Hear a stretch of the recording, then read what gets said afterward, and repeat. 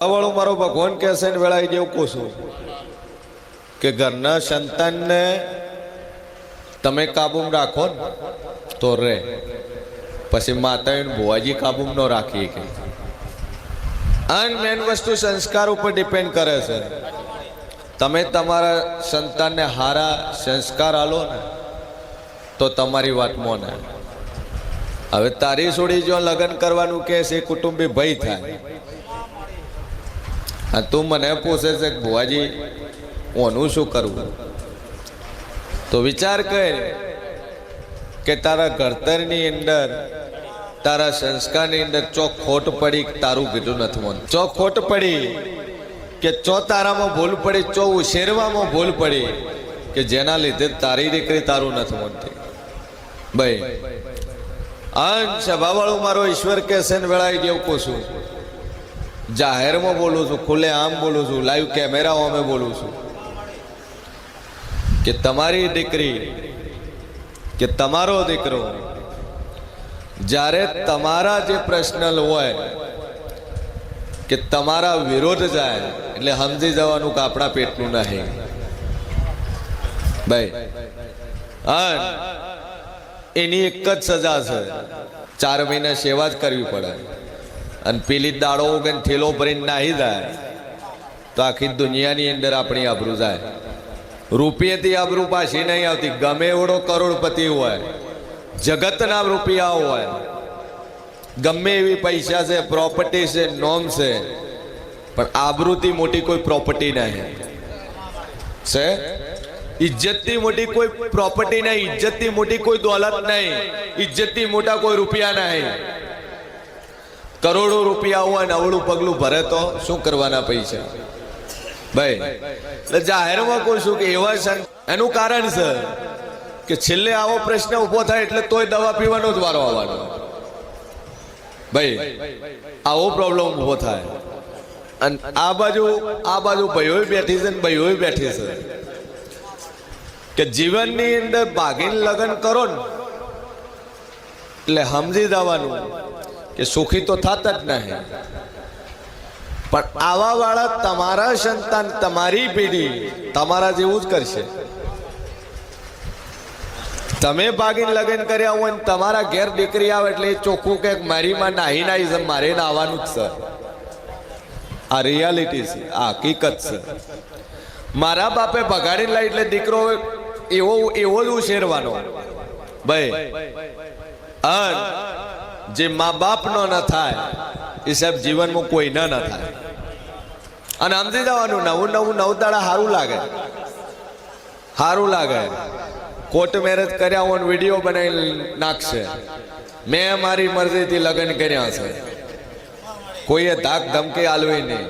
આગળ જ્યાં ભાઈ અને ખરેખર ઈ બાપ જ્યારે એટલું એમ કહી દેજો, કદાચ 19 વર્ષ 20 વર્ષ એની સેવા ચાકરી કરી હોય, મજૂરી કરીને કમાઈને દીકરીને ખવડાવ્યું હોય કે દીકરાને ખવડાવ્યું હોય, આખી જિંદગી ઉછેરવામાં કાઢી નાખ્યું હોય, છેલ્લે પેલે 2 મિનિટના વિડીયામાં બોલે હું મારી મરજીથી ગીશું, હું મારી મરજીથી જુઓ છું, કોઈએ મારી પાસે શોધખોળ કરવી નહીં. અને જો અમારને કોઈ થાય તો જવાબદારી મારા બાપની રહે. પહેલે જ કટકા કર્યા મોગે એટલે જવાબદારી યુદ્ધ નો રહે.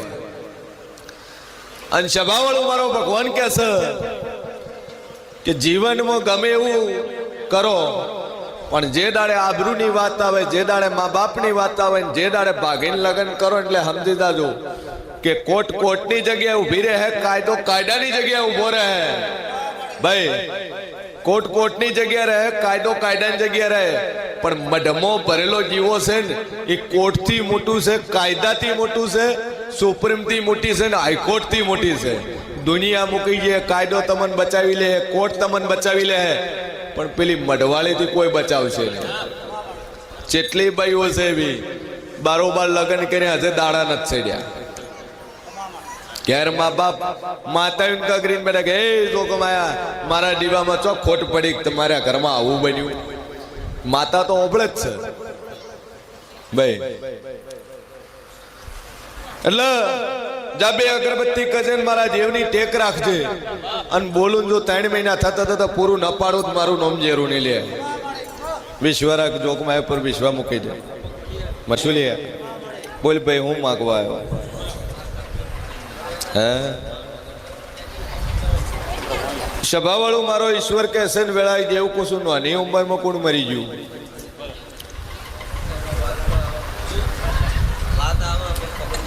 ખબર નહીં વાત આવે છે જેટલી જગ્યા જાય કે તુક નાની ઉંમરમાં કોઈ મરી ગયું પણ બીજી પેઢીની અંદર નાની ઉંમરમાં મરી ગયું એ રહ્યું શિગોતર છે.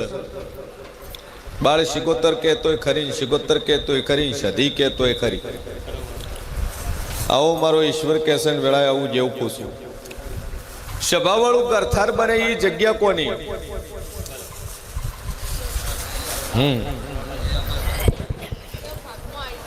ભાગમાં આવી ખરી પણ એ ગરથારની જગ્યા કોની?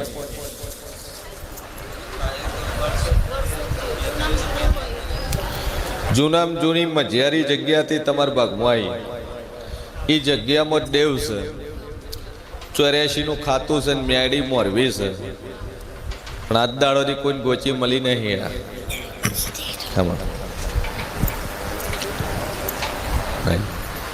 મેડી પૂજો છું ચોબે હાડે.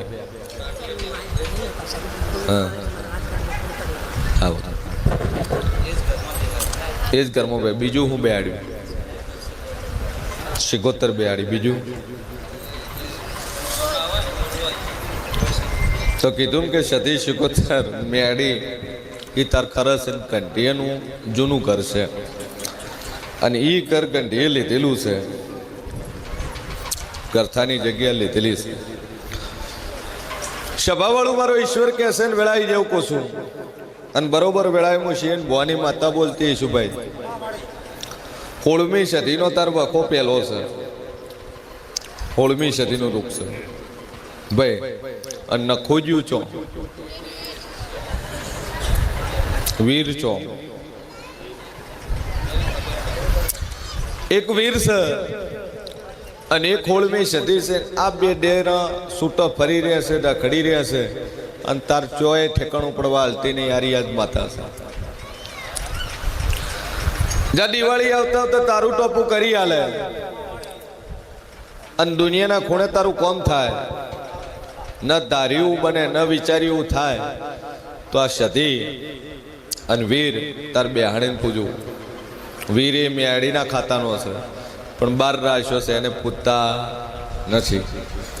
આ બે દેવ છે તારે કોઈ જગ્યા ધંધામાં કોમકાજમાં વ્યવહારમાં ચોય ઠેકાણું પડવા હાલતા નહીં.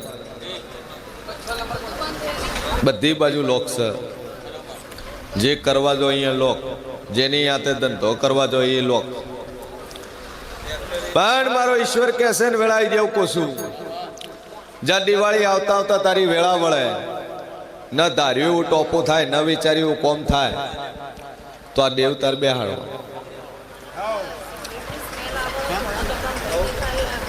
એ વીર ઘરની અંદર સિગરેટની ગંધ આવે અને સપનાની અંદર એમ લાગે આમ જાગતા ને આમ ઊંઘાયેલા અને એવું લાગે કે રૂમની અંદર વ્હાઈટ કપડાની અંદર કોઈ મોણો ફરે છે. ઠીક કે દિવસે ઊંઘ્યા હોય તોય થાય, રાતે હોતા હોય તોય થાય. આમ જાગતા ને આમ ઊંઘાયેલા, સિગરેટના ધોવાડાનો સ્મેલ અને વ્હાઈટ લુગડાવાળો મોણા એ કાયમી આવે છે. એ રહ્યો વીર ભાઈ. અને ઓન મોર કરીને દિવાળી આવે ને તો દુનિયાના ખૂણેથી રૂપિયા રળીને ના લૂટ મારું નામ માતા. 4 ધંધા કર્યા, 4 બિઝનેસ કર્યા, 4 ધંધા કર્યા પણ કોઈ જગ્યા તારું ઠેકાણું ન પડ્યું.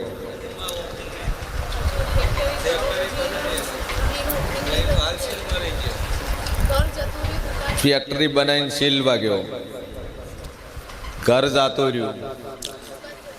જા મારો ઈશ્વર કહેશે દિવાળી કૂશું અને એક જ દીવો ભરજે અને જગતના ખૂણેથી તારા લોક ખુલી જાય ને તો મોંજેક માતા બોલ. પણ પછી હું દેવું કોઈ તારે કરવું ભાઈ. જાજુ બોલતી નહીં. હવા મહિનો કોશો ને હવા મહિનાની અંદર તારો ધંધો ખુલે, તારો લોક ની ખુલે એટલે હું માતા કોઈ તાર કરું. દિવાળી સુધી તાર બધું સારું થઈ જાય, પણ હવા મહિને તારો લોક ખોલી જાય એટલે હું માતા કોતાર કરું.